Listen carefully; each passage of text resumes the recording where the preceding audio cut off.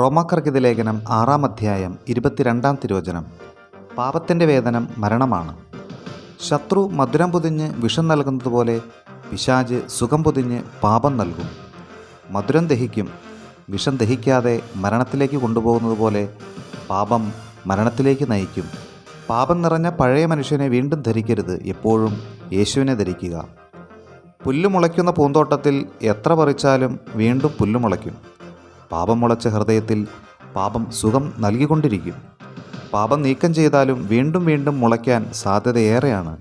പരമാവധി പുണ്യപ്രവർത്തികളാകുന്ന ചെടികൾ നട്ടുപിടിപ്പിച്ചുകൊണ്ടേയിരിക്കുക. പാപം സുഖം നൽകുന്നത് അസുഖത്തിലേക്ക് നയിക്കാനാണ്. പാപം ചെയ്യുമ്പോൾ ജീവൻ കിട്ടുന്നത് പോലെ തോന്നും, എന്നാൽ അത് മരണത്തിലേക്ക് നയിക്കാനാണ്. പാപം ചെയ്യുമ്പോൾ സന്തോഷം കിട്ടുന്നത് പോലെ തോന്നിയേക്കാം, എന്നാൽ അത് കഠിന ദുഃഖത്തിലേക്കും നിരാശയിലേക്കും മരണത്തിലേക്കും നയിക്കുന്നു. ഏതെല്ലാം പാപസുഖങ്ങളെയാണോ നാം ഉപേക്ഷിച്ചത്, ആ പാപസുഖങ്ങളിലേക്കും കൂട്ടുകെട്ടിലേക്കും തിരിച്ചു പോകാൻ നമുക്ക് ശക്തമായ പ്രലോഭനങ്ങളുണ്ടാകും. അപ്പോഴൊക്കെ ആ പാപങ്ങൾ നമുക്ക് നൽകിയ നാശവും തകർച്ചയും അസ്വസ്ഥതയും ഓർക്കുക. യേശുവിൽ നിന്ന് ഇപ്പോൾ നാം അനുഭവിക്കുന്ന സന്തോഷവും സമാധാനവും ഓർക്കുക. യേശു നമുക്ക് നൽകിക്കൊണ്ടിരുന്ന സമാധാനത്തിലും സന്തോഷത്തിലുമായിരിക്കുക.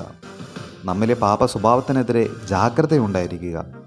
മുകളിലേക്ക് ഉയരുന്നതിനെല്ലാം താഴോട്ട് പിടിച്ചു വലിക്കുന്ന ഭൂഗുരുത്വ നിയമം പോലെ നാം യേശുവിലേക്ക് ഉയരുമ്പോൾ നമ്മെ നരകക്കുഴിയിലേക്ക് പിടിച്ചു വലിക്കുന്ന തിന്മയുടെ വർഗമുണ്ടെന്നറിഞ്ഞ് ഉയരത്തിലേക്ക് കുതിക്കാനുള്ള ശക്തി നിരന്തരം സംഭരിച്ചുകൊണ്ടിരിക്കണം.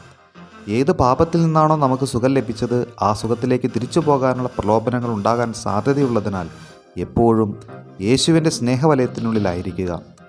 പാപത്തിലേക്ക് പ്രവേശിക്കാൻ എളുപ്പമാണ്, പുറത്തു കടക്കാൻ ഏറെ പ്രയാസമാണ്. പാപം സുഖം നൽകി ദുരിതത്തിലേക്കും മരണത്തിലേക്കും വലിച്ചു താഴ്ത്തുന്നു എന്നറിയുക. എന്നാൽ യേശു ജീവൻ നൽകുന്നു, അത് സമൃദ്ധമായി നൽകുന്നു. ആമേൻ.